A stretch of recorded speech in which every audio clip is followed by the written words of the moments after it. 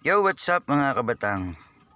Ito pong video na to ay naka-fast forward at nais ko lang po ipakita yung usok ng Taal Volcano simula po kaninang alas 6:35 at hanggang alas 7:15. Ito po ay pinas forward ko para makita po natin yung usok ng Taal Volcano hanggang sa lumipis na po ito.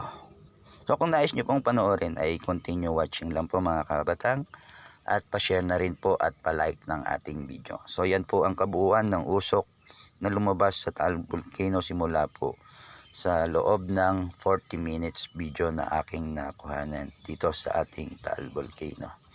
Ayun lamang po. Please pa-share po mga kabatang and pa-like na rin ng video. At sa mga hindi pa po nakapag-follow, pa-follow na rin po para lagi po kayong update sa tuwing meron po tayong upload video sa Taal Volcano. Yun lamang po.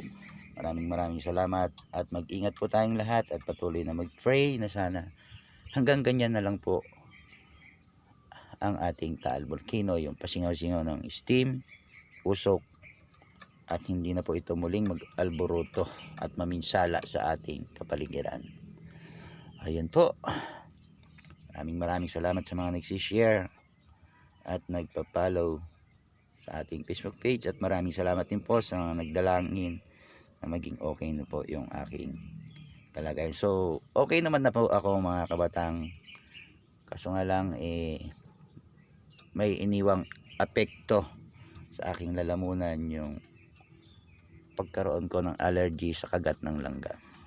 So buti na lang po pinilit-pilit ako ng aking may bahay na ipa-hospital dahil para maturukan ng anti-allergy. Kung hindi ako naturukan mga kabatang ay siguro natuluyan ako nung isang araw dahil sadyang hindi na ako makahinga at sikip na yung aking paghinga. Nung pabiyahe nga po kami papuntang hospital ay muntikan pa kaming maaksidente dahil sa danay nagsuka-suka ako. So yun lang po, maraming salamat and God bless you all.